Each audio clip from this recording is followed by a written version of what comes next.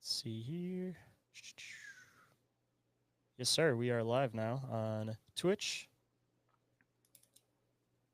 Now I just got to check the YouTube.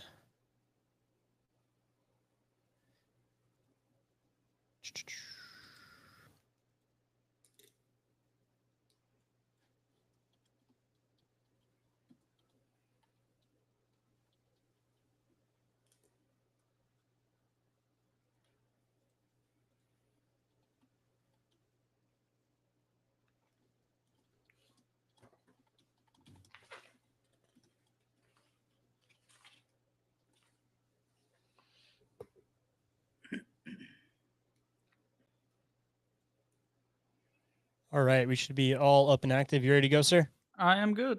All righty. What is up, Bizarrites, and welcome back to the most bizarre show on the internet. I am the one that a few people refer to as Shane Squatch. And Adam Sandler is pretty damn excited about that. And next to me, I have the one, the only, the big bad boo daddy, Sir Oren Felix. Look at you gripping daddy? Felix, I'm gonna get you. I had a little bit more on the end. I was gonna say, are you just adding like something new to the end? Like progressively, it's just getting a longer and longer intro. Like at some point, the intro is just gonna be the entire show. Yeah, it's just going to be a just giant montage of just sound clips until we get to the end. See, I like that one enough. I figured I should run with it for a few weeks. I'll probably change it up maybe in like 2-3 weeks or so. But for now, at least I can add a couple onto the end, and make it kind of exciting. Makes it so I don't have to start fresh every week. So yeah, there you go. I got a good clip of "Come here, Felix. Come here, Felix." Hey, the possibilities are endless, right? Yeah, right. I'm going to save that one for later. I might end up using that for something else. Speaking of endless possibilities, I hear we have some news and updates for the listeners and viewers. So I guess before we get into news and updates, we have some news first. For anybody that may not have caught it, the legendary Ozzy Osbourne has passed away yesterday, which is very, very unfortunate. How do you feel about that, sir? Were you an Oz fan? Or were you an Ozzy fan? I mean, I'm not like a huge Ozzy, Black Sabbath, whatever fan. But obviously, we're very quickly running out of rock stars, so that kind of makes me sad. I mean, he's one of the big names in rock and roll, and pretty soon we're not going to have any more of these guys left. So, I mean, it's definitely a bummer, but God knows this guy lived a full life. I mean, it's kind of hard to feel sorry for him, I guess. But yeah, sad nonetheless. And as long as we've still got Willie Nelson and Keith Richards alive and kicking, I think we're good to go for a little bit longer. But yeah, definitely sad news. And kind of piggybacking off of that, the Hulkster died today. So it's just been a bad day for aging pop culture icons. Well, I mean, one of those things with Ozzy, see, I was like, not necessarily like, oh my God, I'm a big Oz fan, but it was one of those things that my parents listened to him. It was always kind of on in the background and stuff. So it's kind of one of those things that I didn't have like a super close feel to the music or it was like my favorite thing, but it's one of those things that still kind of was in the background of my childhood. So it's still kind of hid in a weird spot. But honestly, that last concert last week where the last song was Mom, I'm Going Home and he was like crying while he was doing it, dude, like that dude knew he was gonna go. And then I saw an interview afterwards where he said he stopped taking all of his medications so that he could sing properly to just do one last show because that was the one last thing that he wanted to do.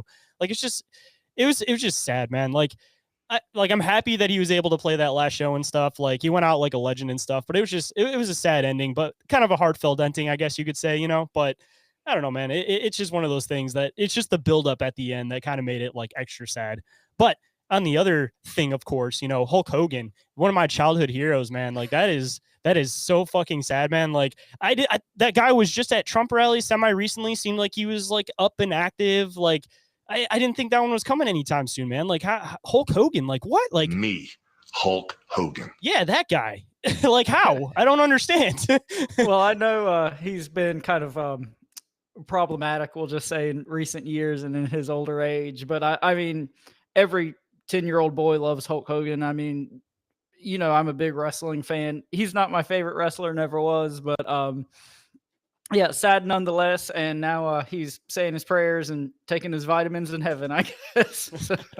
Hey, well, at least he gets to have one last death match. Well, I don't want to call it a death match, but one last match morbid. At least with actually eternal matches with Macho Man Randy Savage, like all the legends, Andre the Giant, the Mega Powers. the mega powers, man. That's so right. at least he's got a little bit more wrestling left in him. But I guess with that news, of course. You remember me? You spent 4 months in my house. 4 months in my house. Well, no, I didn't, Ozzy. I'm sorry. He just wanted to be remembered one last time. He had to throw in one last line, just like his one last show. But Well, and hey, I guess Ozzy in a roundabout way is kind of paranormal related at this point, since like Jack Osborne does all his like ghost hunting and Bigfoot hunting and things like that. So hey, it's sort of kind of topical. yeah, I guess you're kind of right with that one. At least we should maybe at some point do a little episode to see if he's had any interesting investigations. But maybe we should check into that first to see if there is anything interesting, or if it's like, you know, Ghost Adventures interesting, where it's not anything we can really cover on the show. You know, but bet it's probably more like that. But anyway, not to derail us. yeah, going into our news as far as the actual show goes. First and foremost, I don't know if I mentioned on the last episode, but I unfortunately got rid of the Discord. I quickly remembered why I didn't want to deal with it in the first place, and I figured that I should move my ventures over to other things to help try to promote and grow the show. So with that being said, of course, we are now on YouTube and Twitch doing stuff live. So if anybody wants to come and check that out, make sure you guys follow the YouTube and the Twitch channel. And this will actually be the first broadcast that we have done for Bizarre Encounters Live on Twitch. So, you know, if you're catching it now, we appreciate you for checking out the show on Twitch. And our next episode of Bizarre Inquiries, our YouTube live show, is going to be August the 7th. That's a Thursday. It's going to be roughly 7:15 Eastern time on the Open Minds Media YouTube channel. You guys be sure to submit questions or articles or videos or anything you want us to inquire about, and also join in with us, join in with us in the chat. So it's a lot of fun to talk to you guys as we're going through the material. So definitely remember to do that as well. And if you guys might be interested in supporting the show, how can they do that, Oren? Well, we have several ways you can do that. You can follow the show on Instagram or Facebook. You guys can even check out the Patreon with 2 tiers available: ad-free / early access and full access. You can check out the merch store with t-shirts starting at just $15.68 plus shipping. Wow, that's oddly specific. I knew you were going to throw that in there. I'm happy for that. You guys can also leave a review for the show. We would greatly appreciate it. And we, of course, would read it on the show and give you guys a shout out. 1 and 5 stars only. Or 5 stars, yes. And you can also share the show. Or you guys can even keep catching those live shows on the OMM YouTube and Twitch channels. Anything you guys do over there, keep chatting and all that fun stuff. We greatly appreciate it. And as always, all the shit we've mentioned is in the link tree in the show description. And just one last thing before we get into the show. If anyone is interested in being a guest on the show or getting up with us for any reason whatsoever, Shane, tell them how they can do that. First and foremost, you guys can email us at bizarreencounters@outlook.com, or you guys can give us a call or text on the OMM hotline. That number is 313-364-1551. And if you guys happen to have missed that, it is available down in the show description. All right, guys. So tonight's episode is one that Shane put together. It's a topic that I know he's been working on for a while and been excited to share with you guys. We're going to do kind of like an old school alien episode tonight, since we did an old school cryptid episode last week. This was something that I wasn't super duper familiar with. So I'm excited to learn along with our listeners. Shane, why don't you tell everybody what we got going on tonight? So tonight, this is one that I've been wanting to put together for a while, kind of like you've been saying. It's one of those ones that I kind of hear sporadically, but I haven't really heard too many shows really give it just. And the reason it took me so long was because I wanted to make sure I read the book, added all the good details to it, checked around online, make sure there wasn't other interviews where he was mentioning other things. So without further ado, we will be diving into the Cisco Grove alien encounter. And it is going to be referenced from this wonderful book right here, Aliens in the Forest, the Cisco Grove UFO Encounter. The 2 investigators were Terrace and Ruben Uritia. I don't know how to say their names. That was why I kind of left it out of the show notes, but they were the primary investigators for it. But this story, of course, came from Donald Shroom himself, which we will be diving into right now. So first and foremost, to get into it, Donald Shroom's bizarre encounter in Cisco Grove, California, is a case that has endured in the UFO community for over the decades, despite its rather strange nature. As one ufologist stated in 2015, perhaps the reason it is completely absurd, and yet there is a good reason to suspect it happened. Aside from the bizarre details it offers, one of the main reasons for suspicion from skeptics is the fact that the incident has only one witness. However, Donald Shroom only relatively recently, as of 2011, allowed the use of his real name with these accounts / writing of the book, Aliens in the Forest, the Cisco Grove UFO Encounter. This was due to his fear of losing his job as a rocket propulsion engineer. I figured that you might have an interest in that. And Donald Shroom even turned down a considerable amounts of money due to his stance, hardly the action of a hoaxer, in my opinion. And I guess you probably want to make a comment on that rocket propulsion engineer thing before we go too much farther. Oh, no, I mean, I think it kind of speaks for itself. You know, any of our longtime listeners, we are big fans of Jack Parsons on this show. Our boy, Jack Parsons, excuse me. And you know, he was a rocket propulsion engineer and had all sorts of other strange things happen to him. So I think it's kind of odd that this guy was also a rocket propulsion engineer and had some strange shit happen to him. So I'm excited to get into it and learn more. From what I was reading too, he wasn't just like a grunt. Like this guy was like a pretty intelligent guy working pretty far up there. Where he was working on stuff with I believe like the spaceships and stuff like that at the time. So he was working on stuff. So getting back into it, whatever did happen that evening in September 1964 in the northern region of California is open to debate. However, it would recently seemingly appear that Shroom is a credible witness, as his account is one that should receive further investigation and comparison alongside other ever-emerging incidents. There are a few details in Donald Shroom's account that appear in incidents such as the recent Peruvian face peelers and the Victorian age Spring Hill Jack reports. So just some additional information that I wanted to give as far as this area goes. This was just like a little reference in the book that they had like a picture of the area, like a map of it from like back in the day. And they had like a little paragraph underneath it. And it said back in 1848, the area of Cisco Grove was part of the gold country in California. Pacer County was named in 1951 when it became a mining town for gravel deposits, which also contained gold. On top of containing gold, this area also yielded other natural treasures such as uranium, which we all know all seems to be linked to UFO activity. And so does the gold, of course. So I just figured that we'd throw that one in there because maybe it's important, maybe it's not. But either way, it's still need to get thrown in there. I mean, still kind of an interesting detail, especially with like you said, the whole gold, alien, Anunnaki type connections. And also kind of like we talked about in last week's episode with the Grafton Monster. You know, mining and disturbing the earth goes hand in hand with a lot of these high strangeness accounts. So just, you know, how it seems like we get on these kicks with things and we don't plan all these kind of connections between different topics, but here's a small one at least to get us started tonight. See, and I added this detail in because there's a spot later on, you'll see what I'm talking about, that just seems kind of weird. And I'll point it back out when we get to that point. But getting into the actual encounter itself. On the evening of September 4th, 1964, 28-year-old Donald Shroom, along with two friends, Vincent Alvarez and Tim Trueblood, were hunting in the Tahoe National Forest near Cisco Grove, California. All had considerable experience bow hunting and were all overall general outdoorsmen. Don, in particular, was an experienced hunter of 10 years, hunting with guns and a bow, and he commented he preferred the bow and had better luck with it anyways. On this particular night, after having established a base camp about 3 miles from Route 40, they decided to go late hunting for deer. Perhaps due to their comfort in the outdoor environment, with the night fast approaching no less, all agreed they would push deep into the woods in pursuit of their targets, and if they had to, they would spend the night in the woods and rendezvous back at the camp in the morning. Before long, all were separated and venturing after their potential kills.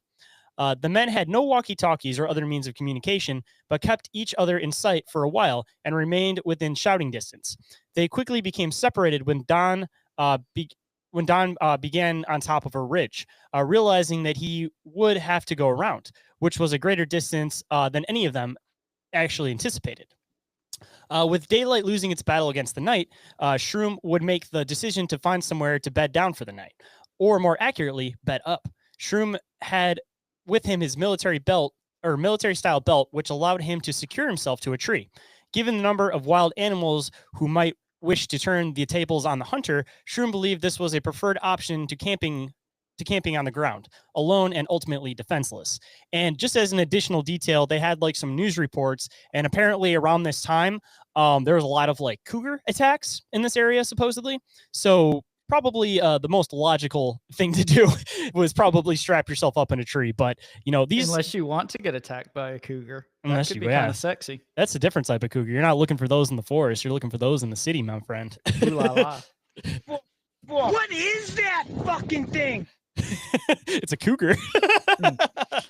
So before you jump back in, I kind of just did want to point out that all this happened in a national forest. That's kind of funny too.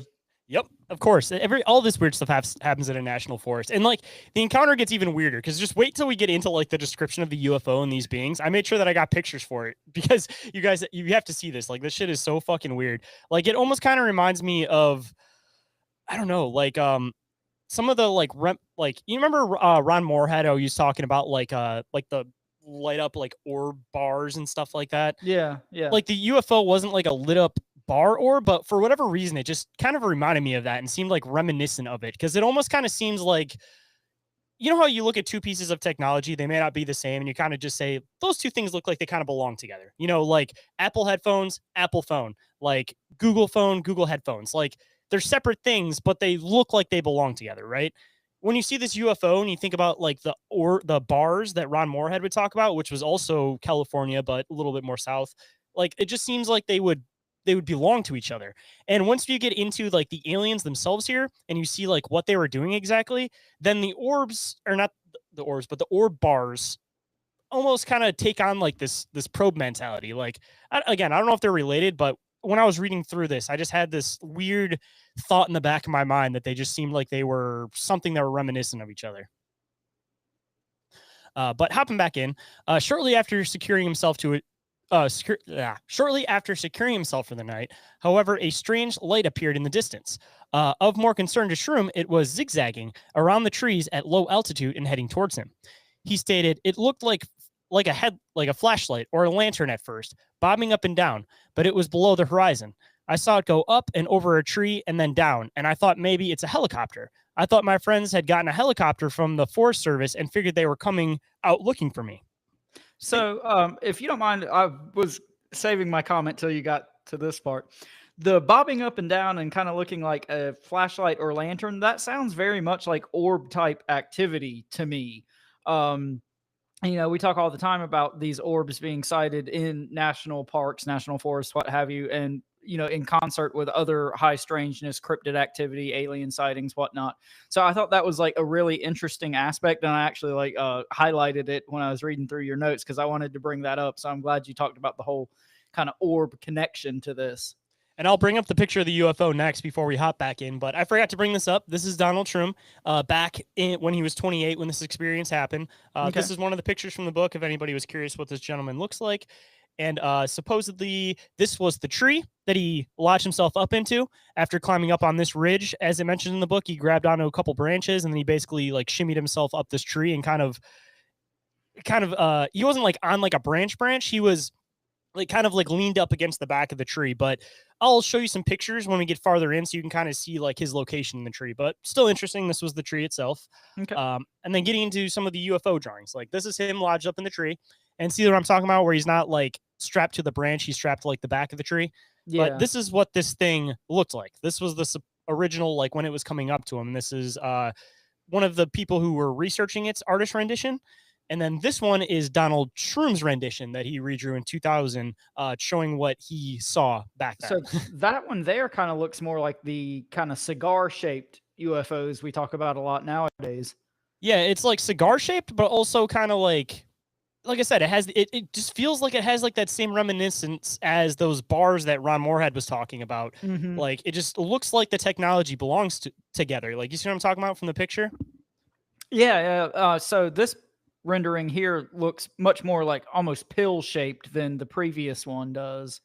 Yeah, this was one of the ones that was done by one of the artists. And like I said, this was Donald Shroom, obviously not the best artist in the world. So I think he was trying his best, but obviously he was involved in writing the book. And from what I was reading, he said that like these were better renditions of it. Okay. It was just that was his picture that he drew Gotcha. when he was talking about it. But hopping back in, thinking his two friends had arranged a search for him. After all, he had jumped from the tree and quickly released 3 of his flares to give away his I'm going to restart the paragraph. Okay. Thinking his two friends had arranged a search for him. After all, thinking his two friends had arranged a search for him after all, he jumped from the tree and quickly released 3 of his flares to give away his destination, or destination. Destination. Did I put that right? Does that sound right? His location. Probably be There it like is. That probably sounds location, better. yeah. Yeah, there it is. I was like, wow, that felt weird. I'm gonna fix that. Okay. All right. Thinking his two friends had arranged a search for him after all, he jumped from the tree and quickly released 3 of his flares to give away his location. As he was waving his arms and yelling for attention, he began to realize what was heading his way, and it wasn't a rescue helicopter at all. The glowing object finally stopped around 50 yards from his position. It was spherical, but unlike anything he had seen before. He quickly made his way back up the tree, making sure his bow was at the ready. Fear was now escalating at an unstoppable rate within him. That fear would rise even more when 3 small humanoid creatures emerged from the craft and began making their way straight towards him. As they came closer, he could see that while 2 of them were most definitely humanoid, the third was more robot-like. Okay. And let me bring up the pictures of these guys. Well, these are them emerging, coming from the trees towards him. Another cool artist rendition, of course. And these are supposedly what these guys looked like. And I'm going to get into his verbatim description of these as I have these pictures up. This is direct quotes from the book. He stated the humanoids were short and stocky, about 5 feet tall, dressed in a tight-fitting, light-colored uniform, possibly a whitish silver. The uniform appeared to be one piece, and it had bellows at the elbows and knees of the suit. The creature's head was covered by either a tight-fitting hood or helmet. Their faces were dark and featureless, the only striking characteristic being circular eyes that almost appeared like welding goggles. And I'm sorry, go ahead. I was just going to say, before I get into the description of the robot, did you have any comments? Yeah, so I just wanted to kind of chime in with this circular eyes that almost appeared like welder goggles. Do you kind of That see to them in the me- picture? They're kind of faded out, but you can kind of see them a little bit. Yeah, this whole thing kind of sounds vaguely reminiscent to me of the Hopkinsville Goblins, like these silverish kind of suits, or some people say that the goblins, their skin was this silver, but it seems to me that they were probably wearing some sort of suit, and they also had these, big dark goggle-like eyes. So obviously, it doesn't appear that the humanoids that Mr. Shroom encountered had like those big ears or anything, but yeah, just a couple connections right off the bat that I noticed. And just to like throw it in too, I know we talk a lot about the whole idea about like underground dwellers, which is definitely a possibility when it comes to the big eyes, the goggles, but there seems to still be this like UFO connection, even with like the Hopkinsville Goblins, that there was Yeah. the UFO seen beforehand. And I mean, there are 2 different possibilities. Either one, you have the possibility that these things are coming from underground, and that's where the UFOs are coming from. And you get into the whole theory that I've thrown before about these things actually using the magnetic fields of the planet, and that's how they're able to move zero gravities, because they're using magnetic fields. Or the other possibility, I mean, I don't know how it would exist with life, because assumably, you need some type of like sun or some type of light in order for life to start to thrive on a planet. But is it possible that there could be certain planets in certain galaxies, whatever, that don't necessarily spin the same, or they kind of have the same thing kind of going on as like certain places on Earth where, you'll have like 8 months where it's just dark, and then there's a couple months of light. Do you think that like over time things would adapt to kind of fit more towards the dark than towards the light if they get more time where it's towards the dark, where they would start getting these bigger like goggles and eyes? Because I know a lot of people throw the underground theory, but if you want to get into the extraterrestrial theory, like I'm just trying to think about the possibility about how there could be like a dark planet or something where you would develop to have bigger eyes, or maybe, I don't know. What's your thoughts on that? Well, I mean, I think that's definitely a possibility. We see that basically here on Earth with, like fish and stuff that live in caves become blind, and, albino and things like that. So, I mean, if we can see that happening with lower life forms here on Earth, it would make sense that that would, theoretically happen somewhere out there in the universe. The only thing I'll kind of caveat with that is, you would think if these, highly advanced civilizations had the ability for interstellar travel and, all these technological advances, they probably would have created lights at some point. But I don't know, maybe their eyes, developed to this, big bulbous goggle looking extent before they developed technology and lights. Who knows? But I mean, nonetheless, I think it's a fun kind of topic to think about and connect to other things we've talked about on the show. I mean, Definitely, that's what I was thinking. That they probably developed beforehand, and then it's a matter of like they just don't need as much light. Like they probably have lights, they're just more like dim lights, and that kind of goes into the other possibility I was thinking. Oh, If almost these like a things, moon-eyed people type situation. yeah, like so they still can take in light. It's just they spend more time in the dark, and it's just kind of dimmed light. But even kind of expanding onto that, I mean, if it's theoretically possible that say like a species planet or something got destroyed, and they've been living on like spaceships or some type of like something that they built that's been existing in space for who knows how long at this point. If you're spending time in space, you're looking off into like the dark vastness of space. You're just seeing little lights off in the distance. Like, would it eventually get to a point where you might start to develop where your eyes would get bigger in order to pull up more light and be able to see better, like in those space conditions? And even just having bigger eyes, being able to probably focus in and see things a lot clearer than somebody like that has human size eyes, possibly. And then even from there, I mean, if you're living out in space and your planet was destroyed, whatever, assumably you have some type of like nuclear power or something like that. But even on the theoretical side, I mean, you probably consume less power having to light your ship up completely if you just have dim runner lights throughout the ship. I mean, it seems like it inevitably could work, like maybe it has something to do with just them being in space, that if you're spend enough time in space, you start to develop where you fit the needs of space. Because you talk about with humans that when they spend too much time up in space, like they start losing like muscle, they start losing this. Like, what's the inevitable end process of that? Could it be what we're looking at as grays, that the reason why they don't have all this muscle development and they have giant eyes is because they lost that muscle development because they didn't need it because they were out in space, and then they developed bigger eyes to see better out in space? I mean, definitely another possibility. Yeah, I mean, I think all those are, definitely possibilities, but I think obviously we could sit here and discuss what ifs all night, but I think the big point about all this is this motif of like these large eyes or goggle like eyes that keep popping up time and time again. And a lot of the different subjects we talk about, like we said, the moon eyed people, the Hopkinsville goblins, and then of course like alien grays, and now this Maybe even creature. So, flatwoods. yeah. So, I mean, apart from, all the what ifs and the possibilities out there, I think just the fact that this is a motif we keep seeing pop up time and time again is, kind of the more important point here to me. And speaking of that, of course, getting into the description of the robot, because I'm sure you probably have some thoughts on this one too.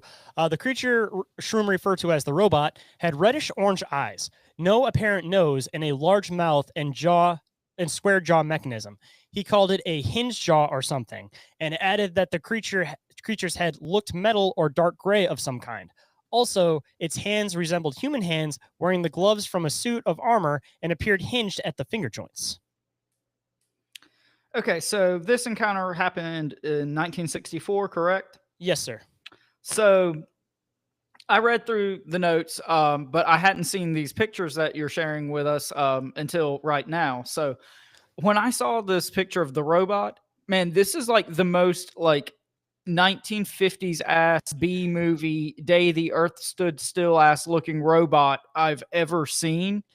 It looks like what's that name of that movie when we were kids? The cartoon with the giant robot. The Iron Giant. Yeah, it looks like the Iron Giant.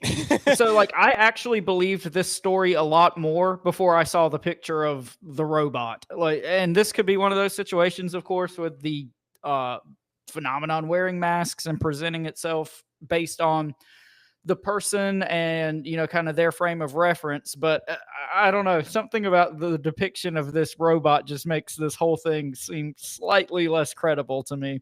Well, let me throw this in.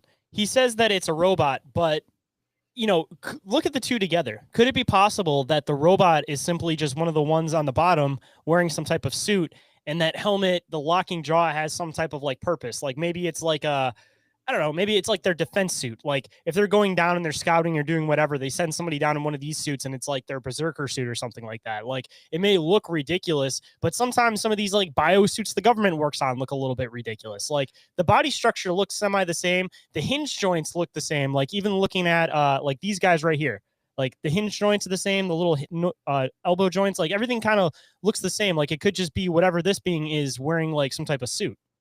Yeah, I mean, that's definitely possible. But like I said, what I keep going back to is, okay, this guy was 28 years old in 1964. This is the exact fucking like mental image somebody who was a teenager in the 1950s would have had for what a robot looks like, Ain't that the truth? Yeah. I mean, not the alien thing. I mean, Let's see. When was like the typical image of like an alien really like solidified? That was probably like the 50s, right? Well, I don't know. So, I mean, this is something we've talked about on the show a lot. Before the Betty and Barney Hill encounter, there was this idea of like space men, and this is almost more, in line with that kind of thinking. And then once the Betty and Barney Hill encounter happened, the kind of popular depictions and kind of cultural zeitgeist around aliens shifted more toward like the grays. So at this point in time, I mean, I don't know off the top of my head what year Betty and Barney Hill was. It was around this same time period, I believe. Wasn't it But like 58 or 68 or something like that? I feel like it there's an was 8 in there.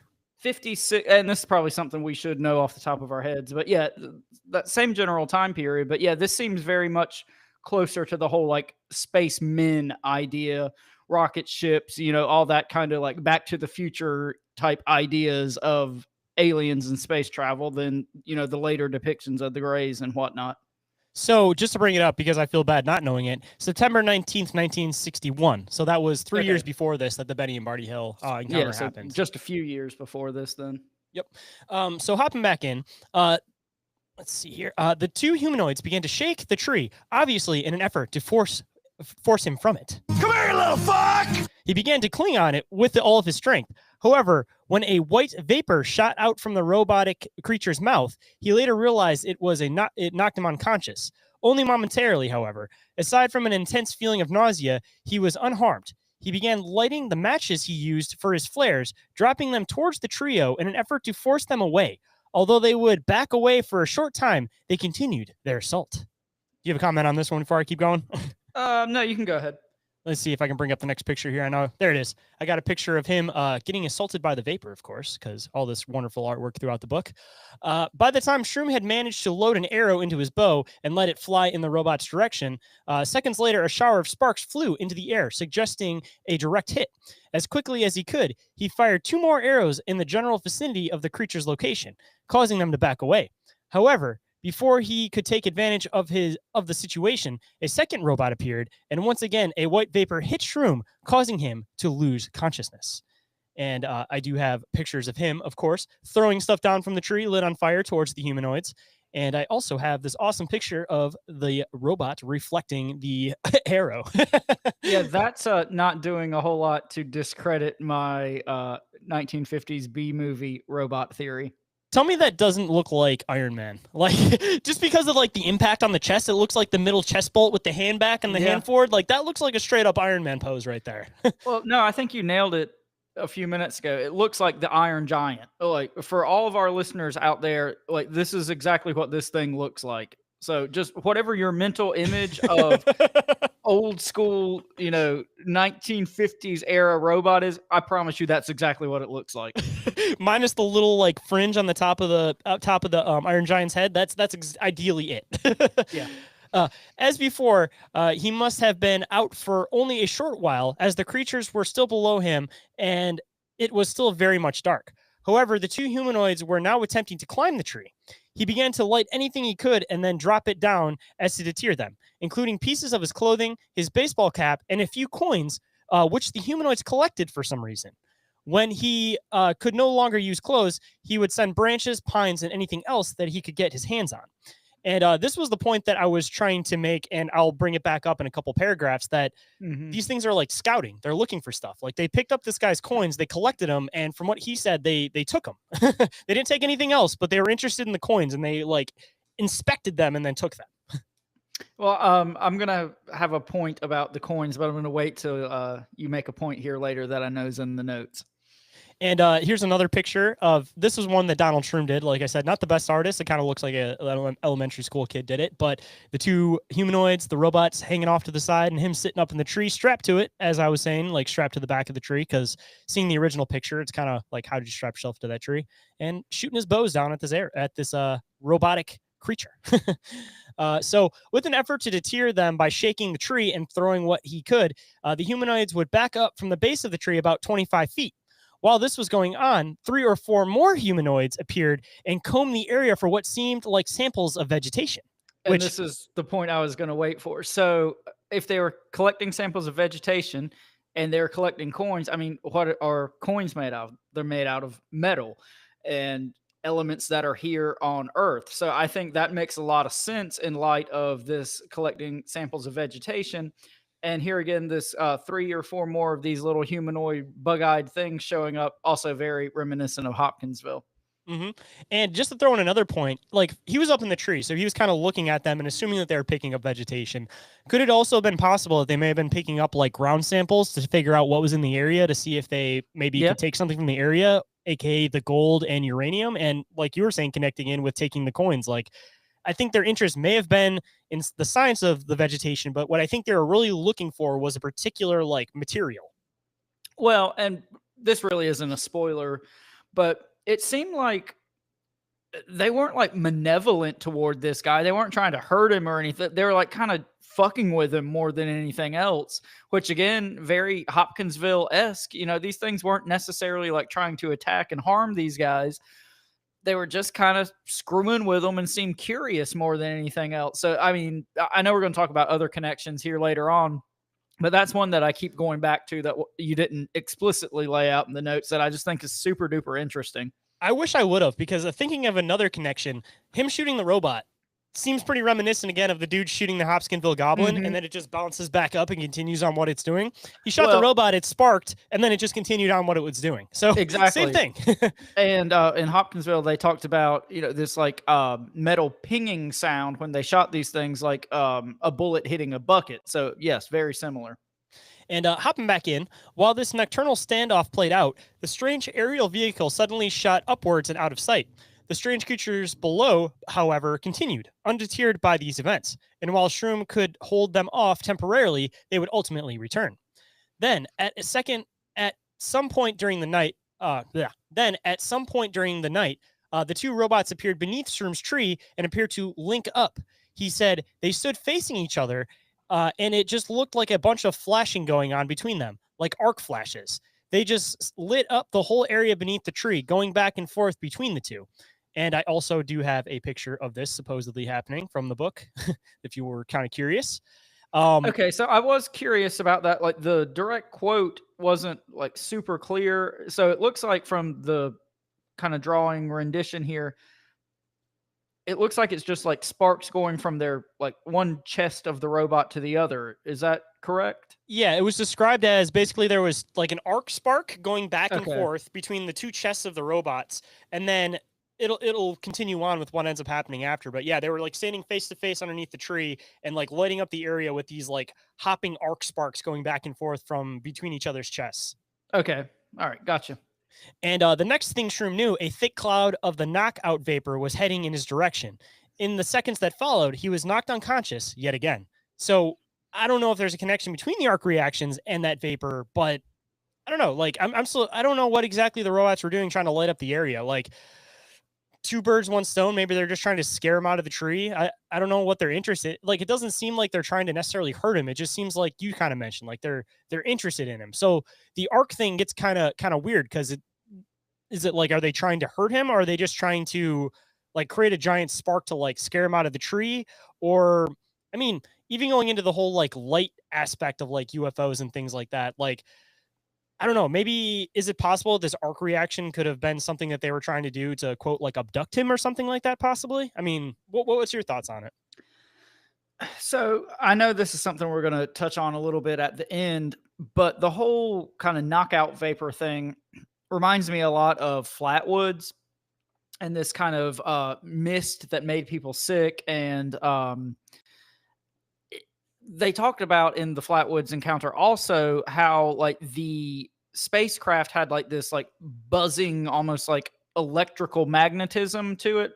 I almost wonder if it's like something of that nature that was going on here, and maybe this like knockout gas is just a side effect of whatever, you know, the process of converting energy for these spacecrafts or these robots or whatever is. And I was going to leave this towards the end for like theories and stuff like that, but talking about the whole aspect of the UFO phenomenon, like I always do, that I think that there's definitely like a human component to it. You know, talking about like the mind control aspect that the government's been diving into for years, the LSD experiments, all of that type of stuff. could it have been possible, considering that this was only a couple years after Betty and Barney Hill? And I threw in my whole theory on that with using psychedelics possibly to influence those people. Is it possible that this vapor could have been another experiment as far as creating some type of mind control or some type of vapor that you'd be able to abduct people with? And the reason why these look like ridiculous robot suits from the 50s is because they were people, and these other things that we're searching were people. And I don't know, whatever the government's interest was in the area, like, who knows? It's a national park. They could have had something beyond what we're even thinking there could have been possibly looking for there. Like, they could have been looking for some other phenomenon altogether. But I don't know, like, it doesn't seem as ridiculous if you correlate it to it possibly being humans in the whole UFO abduction phenomenon. So I think that's a tremendous point. And I was kind of going to piggyback off of that before you got there. So, okay, let's just for argument's sake, say the Betty and Barney Hill encounter was a true to foil alien abduction, no kind of government chicanery going on there. It's an actual abduction. So if they see this, they being the government, see this as an opportunity to, like you said, experiment with humans and whatnot, like you said, it would make sense that, okay, our technology at that point probably wasn't where we could replicate the Greys and what happened to Betty and Barney Hill, but we got these 1950s ass looking robots. We can do that. And something that I thought was kind of interesting as you were talking through this, yes, this is a national park, national forest, whatever it was, but you talked about kind of the uranium and mineral deposits. And what popped into my head is, I guess it's probably been about a year ago now, but do you remember when we talked about the hurricane conspiracy theories here in North Carolina? Yeah, About and just for the sake of the listeners, so though, just ago? refresh them up a bit on the I remember, but just for the listeners' sake, in case they didn't listen to Bizarre Inquiries. Okay, so I live in the state of North Carolina. About a year ago, the area around Asheville, which is in the mountains, had this like horrible hurricane hit. This is an area that, you know, hurricanes don't hit, never happened before. This was like terrible, like basically decimated whole towns, wiped entire towns off the map. It still hasn't recovered, you know, a year later. And so in the wake of this, a lot of kind of conspiracy theories popped up. And what was interesting about it, you know, basically this happening right down the road in real time, seeing it, even people that like I work with that aren't conspiracy people were talking about like some of these conspiracy theories. But anyway, one of the big ones is this area where this happened contains like one of the largest lithium deposits in the world. So that almost got me thinking, well, to back up a second, you know, a lot of people have suggested like weather manipulation type stuff. And, you know, this was all a play for the government to seize this land to get these lithium deposits. But anyway, I almost wonder if there's like something like that going on here where the government almost wanted these mineral reserves and this uranium and whatnot for whatever their purposes were.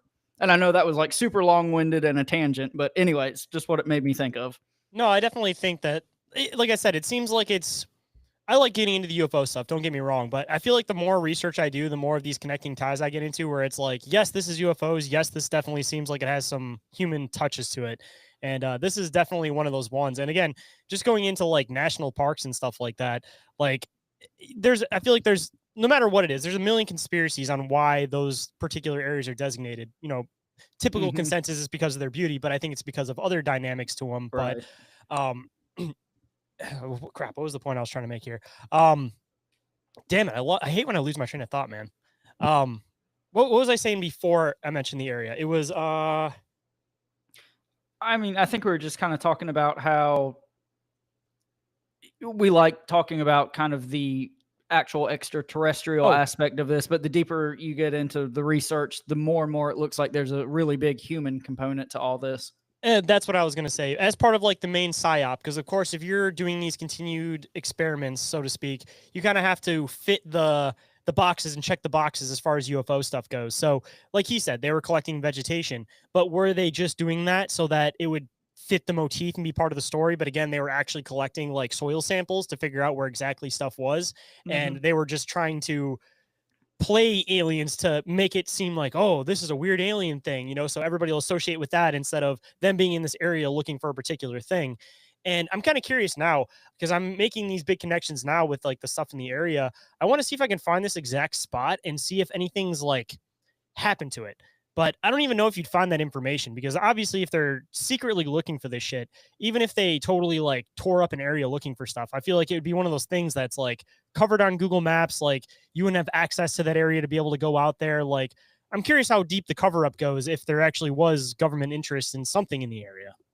Well, and something that happened this long ago, yeah, it's probably going to be very hard to find any sort of information that corroborates that. So that's probably one of those things that even if there was something going on, that's probably been lost to time at this point. True. And before we hop back in, I got to take a second on every single show to say what's up to Bloodchucker, aka Mans, who just popped into the chat with his usual Shane Daddy and the big bad Squatch. I don't know what that one is, but I guess I'll bring it up on screen just for the sake of it, because that kind of just broke my brain for a minute. I was gonna read that quick and it just fucked my brain up. That's like the remix. Shane It's the Daddy and the big bad Scotch. I like That sounds like a radio morning show. that he did it better than we did. Hey, that doesn't take much. Yeah, you're That's not a wrong. very there. low bar to clear. That's like being the hottest waitress at Denny's. That's one of the best analogies I've heard in a long time. I like that. All right, popping back in. When he awoke from this final time, he was alone. There was no sign of the ship having returned, but all of the creatures, including the robots, were gone. He was barely hanging from the tree by his belt. He could also see that by now, dawn was quickly heading his way. By the time daylight hit, he dropped himself from the tree, dazed and tired, but largely unhurt. He would set out for the prearranged meeting place of the campsite from the previous afternoon. Once there, he would discover both of his friends waiting for him as planned. One of his two fellow hunters, Vincent Alvarez, at least in part, could collaborate the incident. From his position, he witnessed the strange glowing craft moving over the trees. It would then take off with a great pace into the sky.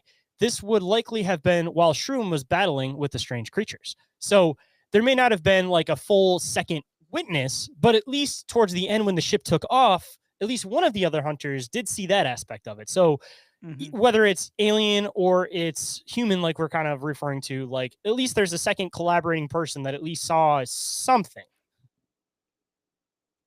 Yeah, any thoughts on that before you hop back in? No, I'm going to save mine on that for conclusions. Okay. Incidentally, all three of the men would return to the destination later that day after hearing of Shroom's story. They did find several of the arrows he had fired, as well as several pieces of charred clothing. However, the coins had been thrown at them had seemingly been scooped up by these menacing visitors before they left. Like I mentioned, they took all of the coins, which again, going into the whole mineral thing, kind of weird. His two friends would believe his claims, though, in due part to Alvarez's own sighting of the glowing craft leaving the scene. Shroom's mother-in-law, after hearing of the encounter, Shroom's mother-in-law told an astronomer friend from the local college. The astronomer friend would immediately contact the nearby McSellian Air Force Base. He would inform them of the account and the location of the witness. Even more bizarre, instead of visiting him at home to listen to his version of the events, even though he had not made a report, they would arrange to meet in an empty house at an off-base housing development. So I'm sure you probably have some comments on that. Yeah, this just seems like, typical Men in Black type shit, just behaving erratically and trying to keep people in the dark and just kind of trying to not let anybody know whether, this is a real Men in Black encounter or it's government agents or whatever. But yeah, I'm going to save some of my thoughts for conclusions. So continue. I just like the off-base housing development in an empty house. Like that's just such a weird detail. Yeah. Shroom would agree to the meeting. The two officers present would listen to his account and then confiscate several of the arrows. Later claims suggest that these had shavings of the robot on them. Then though they would insist that he did I mess this part up? Then, though, they would insist that what he had just described to them hadn't happened, or not in the way he remembered. Furthermore, they would present several alternative scenarios, as if giving him the opportunity to pick one for himself. He would eventually agree that he wasn't certain of what he had seen. if for no other reason other than to keep his employers from facing similar questions. Shroom had struck to the same story and version of events for over half a century, and surely a hoaxer would have made sure to at least one. Bleh. And surely a hoaxer would have made sure at least one of the other hunters witnessed the event in full for authenticity, if nothing else. Perhaps the fact that they didn't is proof enough for such authenticity. And do you have any comments on that before we hop into similar accounts and theories? I'm gonna let you roll with theories and similar accounts, and then I might pop in from time to time in this section. I don't want to kind of derail your process here, so carry on. Okay, so just before we hop into that, over here on screen, this is supposedly a picture of the final encounter. As you can see, you got Shroom here hiding up in the tree. You got several of these things. Well, two of the humanoids trying to climb up, robot standing over here by the rock, another robot, and then the other two humanoids checking out some type of vegetation. And not his main description, but at least in this picture, and I'm not saying this is any important detail. I'm just saying, just for sake of it, tell me these don't look like the night crawlers. Fresno Nightcrawler. Yeah, like tell me it doesn't look like a night crawler. Yeah, they got arms, but other than that, it's basically spot on. Yeah, it's a little more cartoony of a drawing, so I know this isn't like the perfect rendition, but just and a lot of these drawings are really cartoony. So yeah. And I believe that's the last picture I have for this. Okay, so I can close that out and bring up the main screen here. And going into similar accounts and theories, there are certainly other accounts on record that speak of robotic creatures accompanying flesh and blood aliens, or aliens using some sort of robotic suits. Ones we recently cover already include the Pascagoula abduction and the Flatwoods monster sightings, as we were kind of talking about. But I also forgot to include the Hopkinsville goblins, which I would have done, and I'm glad that we kind of fit that in throughout the notes. More recently, the Peruvian face peelers, which was covered and investigated thoroughly by Tim Alberino, who is a frequent guest on Blurry Creatures podcast and runs a lot of his own channels and does a lot of fascinating work if you're not familiar with Tim Alberino. But before I get into the Peruvian face peelers, do you have any comments on this? Yeah, I think this is probably a good spot for me to kind of jump in and share what I think my prevailing theory about all this is. So when I was reading through the notes, I was kind of on board with all this. You know, like you said, we kind of connected it a little bit to Pascagoula, which I think would kind of be fun to go back and re-examine at this point with a lot more of the experience and research and I guess perspective that we've got at this point. But anyway, you know, I went pretty deep in Flatwoods when I did that episode, and I found a lot of things in not just the main encounter, but kind of ancillary encounters that led me to believe that something legitimately strange happened there. Like, I really don't believe that was some sort of human government intervention type situation. And I was, like I said, really on board with this whole Donald Shroom account when I read through the notes. What really changed my mind, again, was that depiction of the robot. And after seeing that, I'm kind of on board with your human intervention theory for this in particular, because it just seems to me like at this point, one of two things are possible. The dude made this whole thing up, which I don't really think. I think something legitimately weird happened to him. I mean, like you said, his friend corroborated seeing the UFO or the light or whatever. He didn't even have his name attached to the story for years. He didn't even really want to tell the story. Exactly. Like he wasn't out in the open trying to make sure everybody knew his story, which again, if you're going to hoax it, why would you try to keep it a secret? That's weird.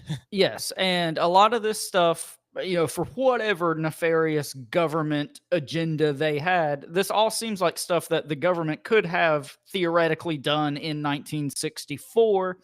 And it seems like this is kind of the direction you would go at that point in time if you were trying to make, you know, I'm going to talk about Back to the Future again.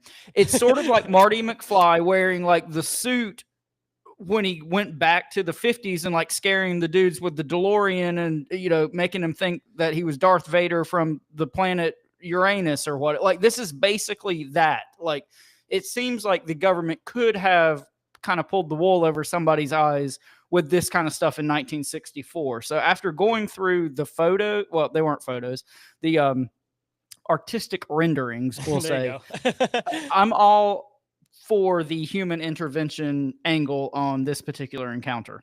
See, and this is why I wanted to cover this one so bad, is because I've been on this continuous thing of trying to kind of like solidify my theory, and I'm trying to find like prime perfect examples. And I feel like Pascagoula is another really, really good one because of the mask line and just the robotic component to it, because it seems like I'm trying to collect like I don't want to say like a checklist because I don't want to be stuck to a box, but like a motif for these human encounters, human UFO encounter, whatever you want to call them, where it seems like the typical motif for a lot of them is that there's two different variations of beings that are there. It seems like one of them is more of this alien feel and one of them is more of a robotic feel. And that seems to be this continuous thing that you see through almost everything. Because even Pascagoula, the two robotic things that kidnapped the guys, and then they had the alien looking girl that looked like she had the mask line on the actual ship. So, you know, I don't know how many people are diving into this that heavy, but, you know, maybe we could start kind of making like a, you know, like somewhat of a checklist to say like there's a good possibility that this might actually have been government interference. And, you know, if we start having you know, black Suburbans sitting outside our houses, we really know we're on something. Well, you know, like I've said on the show repeatedly, I think obviously aliens exist. I think there's something, you know, out there, quote unquote. But I do think their visitations and interventions are relatively few and far between. Obviously, I think, you know, back in ancient times, things like that happened. But I think a lot of the stuff we chalk up as like alien encounters, especially, you know, since like 50s, 60s, could be chalked up to government intervention and government experimentation, whether that be, you know, government aircraft that people see in the sky or this kind of stuff. So, yeah, I mean, I think, like you said, as we get deeper into all this research and talking to people and diving into these topics, like you said, checklist might not be, you know, the best word because, like you said, you don't want to kind of paint yourself into a corner. But yeah, just looking for these reoccurring motifs, I think, is what's important. And like we always say, look for the connections between stuff. The answers, as best as we'll ever find them, lie in the connections. And you want to talk about weird, we're going to get into this other one. I got some additional details to add in, which also will continue on with what we're talking about. Getting into the Peruvian face peelers. This one comes directly, this is kind of like a paragraph because I couldn't find a really good explanation for this. Peruvian it seems like face peelers is one of the rocks upon which this church is built. Like Peruvian face peelers is like your big thing. Like feral people in the Smoky Mountains is mine. Like those are the rocks this church is built upon.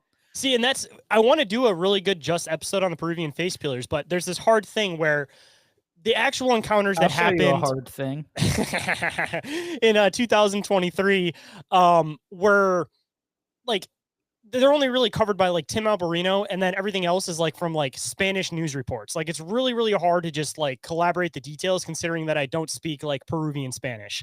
Like the only person I can really get the information from is Tim Alberino. But when you look up Peruvian face peelers, you get all of the like folklore of the Peruvians, like what they believe the face peelers was, that goes back into like their ancient folklore. But I don't think that's necessarily it. I think it's finding a niche. But let me just hop right into this, just because like I said, I took a couple of direct quotes from him just because it's the best explanation I could find for the 2023 events. But yeah, this comes directly from Tim on a podcast. What are the Peruvian face peelers? Back in 2023, there's a series of videos that went viral, and these videos were captured in the Peruvian Amazon. Chaotic scenes in which the villagers were running around screaming, saying they were being assaulted by aliens, and they were using the terms pila cara, which is face peeler. I had to go down there to investigate a particular incident, which was the attempt to abduction of a 15-year-old girl. And she told me one evening she was in her backyard and she bent over to pick up some fruit. She felt a wind at her back and she looked up to see what was generating the wind. And she saw this person dressed in a black body armor flying on a disc. And then he landed next to her and he grabbed her from behind. He put his hand over her mouth. Another one lands in front of her and he grabs her legs. They took out a long tube and had this cream in it. And the guy that was holding her from her mouth, and the guy that was holding her mouth from behind, he started to smear the cream all over her face. And as she was doing it, the guy in front said, be careful, don't put too much on because you're going to ruin the flesh. And supposedly that was in like Peruvian Spanish, by the way. After they applied this stuff to her face, they took out a laser scalpel and began to make an incision under her jawline. and she starts to struggle. And as they're beginning to cut, she starts to freak out. And as she gets her hands underneath the helmet of the guy behind her, and she starts to lift up on the helmet, he gets agitated. He freaks out a bit, and they drop her. She lets out a blood-curdling scream. Her brother and a group of other villagers come out running instantly. And Talia, before she passes out, she said that the assailant said, "Let's go, let's go. We got to get out of here." And then one of them said, "No, we can't just leave her here." There was Well, sorry, that was it. That was the full quote. But just to throw it in here, of course. So of course, already have this robotic component, like I was kind of mentioning. You have two, they were speaking, Earth languages. Like he said that they were speaking Peruvian Spanish. And she mentioned from one of the reports that I was hearing from him that one of them sounded like he was fluent in Peruvian Spanish, and the other guy sounded like he was an English speaker trying to speak Peruvian Spanish. So just another weird thing with the dialects here.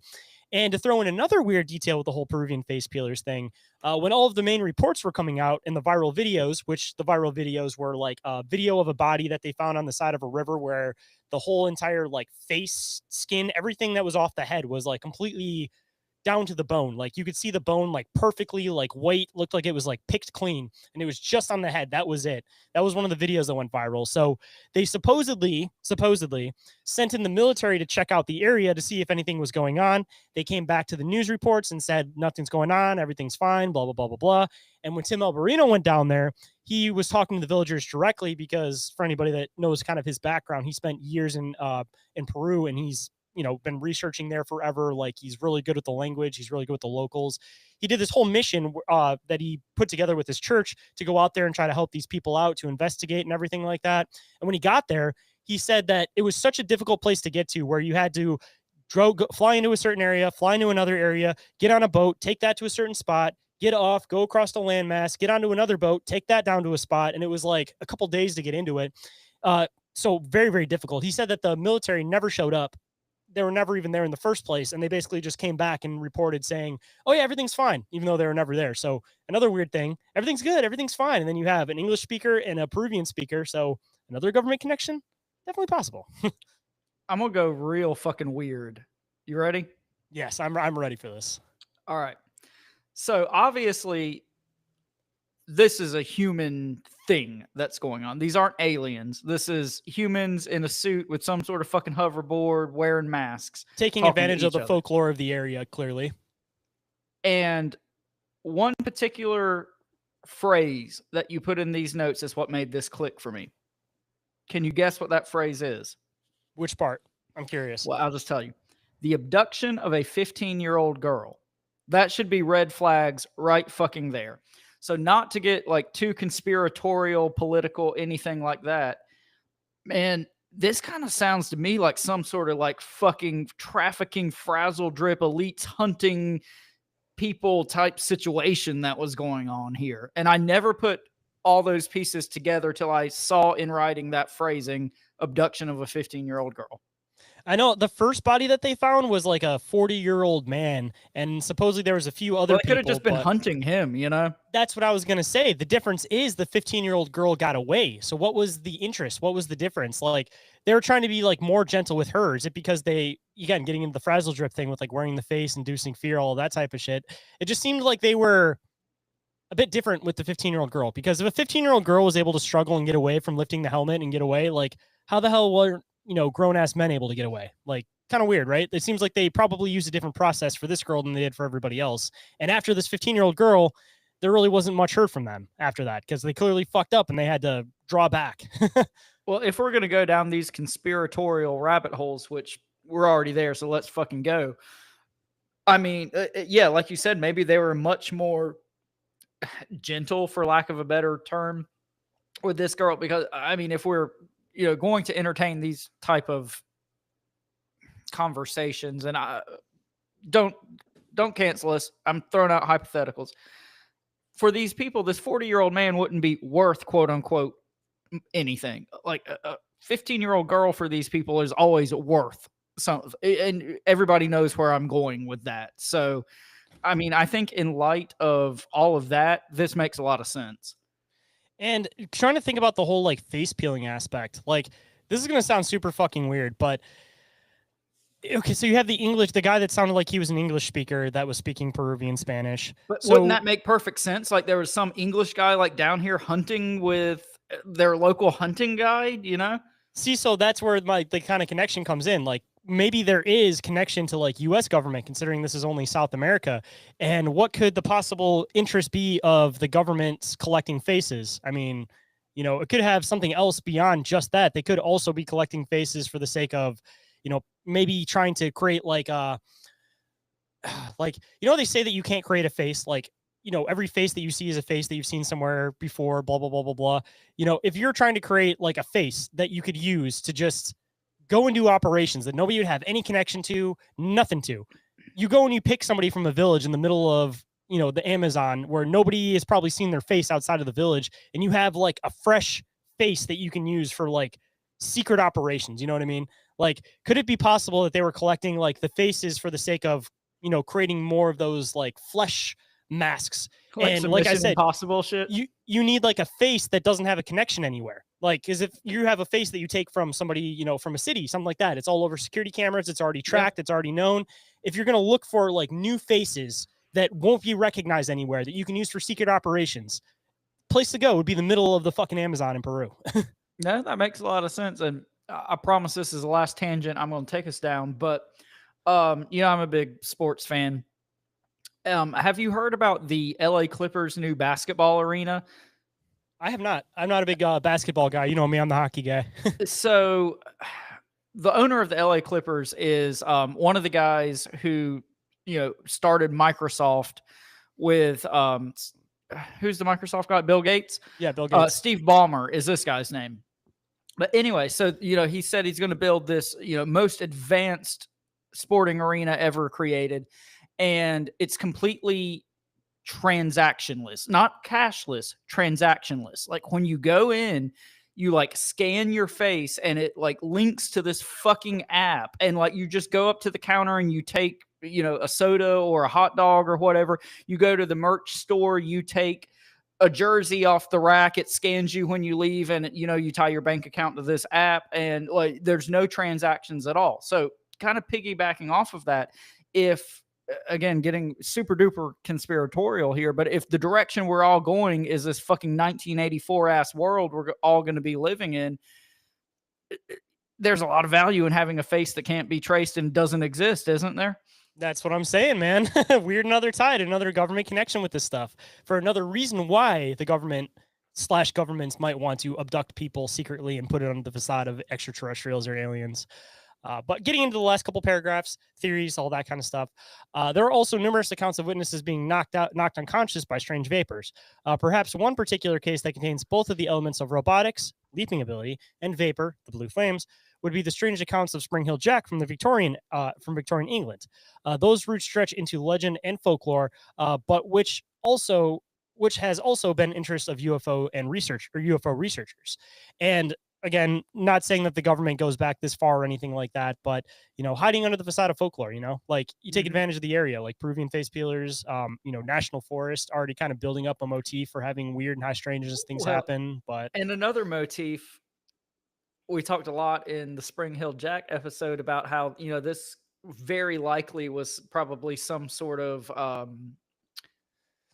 elite or royalty, or at the very least like police officers, and they were largely preying on disenfranchised people. Like one of the victims was like a 15-year-old prostitute or something like that, if I'm another not 15-year-old mistaken. girl, I think it was 13-year-old prostitute.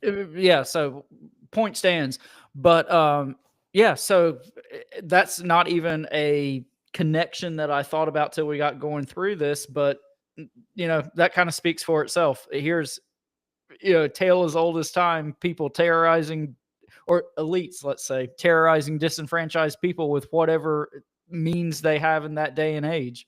See, that's why I was trying to show two sides of this, because we obviously related that to human components. We related like Flatwoods and Pascagoula to maybe, Flatwoods probably more extraterrestrial, Pascagoula maybe alien in the middle, but that's why I want to bring it in here, because it shows not just beyond the alien perspective of things, but there is a history, again, like you mentioned, of elites just messing with people with the available equipment that they have at the time, just for the sake of doing it. But getting into the very last paragraph, the top theories online seem to be that it was a true alien encounter, some sort of secret military technology that he was hallucinating, or potentially psychological effects from experiments like MK Ultra / continued human experiments, which, as we've been talking about throughout the episode, and we also have a previous episode on if anybody wants to go and check that out. And before you throw in any additional comments, I just wanted to throw in right here, I did find the original interview from Donald Shroom back in 1964. It's an audio recording. Actually, I don't know if it's 1964, but it's around that time, 60s, 70s. But it's an audio recording. It's about 10 minutes long. I didn't put it into the episode because I didn't know if you guys want to sit and listen to that. But if anybody is interested in hearing the words straight from the horse's mouth, I'm going to throw it at the very end of the episode after our end theme song. So stick around for that if you guys are interested in that. But go ahead and throw in your thoughts and theories before we wrap everything up, man. Yeah, I'm not going to add a whole lot here. I think I've kind of already gone through my prevailing theory about this. Like I said, I was kind of all on board with Donald when I just read through the notes. Again, seeing the depiction of the robots, what really made me reevaluate my thinking on this. And now I'm full on this was some sort of government intervention experimentation. And I think it was a lot of fun to kind of tie not only this encounter, but these newer ones with like the Peruvian face peelers and even Spring Hill Jack into like kind of more modern day conspiracies, if you will. And I'm going to leave it at that. But yeah, great job on this one. I think this is one of your best episodes you've ever put together, if I may say so myself. And I've had a lot of fun talking about this one. So yeah, thank you a lot for putting all this together. Do you have any kind of take home thoughts for everybody? Well, I'm glad that this was unintentionally one of those episodes that I can kind of solidify my human intervention theory. And originally you kind of you were with me originally when I shared that first episode with you, but I'm glad that this one was one of those ones that you kind of had one of those back and forths with. So it's kind of like, when you covered the spaceman photo that in the beginning of it, you were all on board. You hit the middle, you're like, I don't believe any of this shit. And then you get to the end and you're like, yep, it was human. So I'm glad that I was able to give you that emotional ride. Like you're able to give me we went on a journey spaceman together, one. So, this part, your part for them. You good? You done? Yeah. Okay. All right. So on that note, if anyone would like to get in touch with us for any reason whatsoever, Shane, tell them how they can do that. First and foremost, you guys can email us at bizarreencounters@outlook.com. You guys can get a hold of us through social media. Instagram and Facebook are the two that we are the most active on. Or you guys can also get a hold of us through the submission form, which is available on the top of the link tree. And the last way you guys can get a hold of us is off the hotline. You guys can call or text that 24/7. That number is 313-364-1551. And if you happen to miss that, it is available down in the show description. And all of the other links that I mentioned are available off of the link tree. And as always, you guys be sure to show some love to our friends and sponsors of the show. We've got our buddies Rick and Hans with I Know Squatch for all your squatchy gear needs. We got our buddy Dave, a.k.a. the Snarly Yow with Snarly Yow Natural Products. He makes some awesome like beard oil and body wash and things like that. Also puts on some kick-ass events in the kind of West Virginia, Maryland area. So check him out. And then we also got our buddy Joe with Crypto Theology for all your wearable cryptids. And you guys, if you guys have some time, check out our other awesome friends with affiliate links, Dimension Devices and Sticker Mule, with additional discounts and credits available. And more information on that is also available down in the show notes. And all this shit is in the link tree in the show description. And with that, just like this episode, it got more bizarre as it went on. How bizarre! How bizarre! So just like us, just like the show tends to do and continuously does, always, always stay bizarre. Bizarre. Bizarre. Rest in peace, brother. Come here, you little fuck! What is that?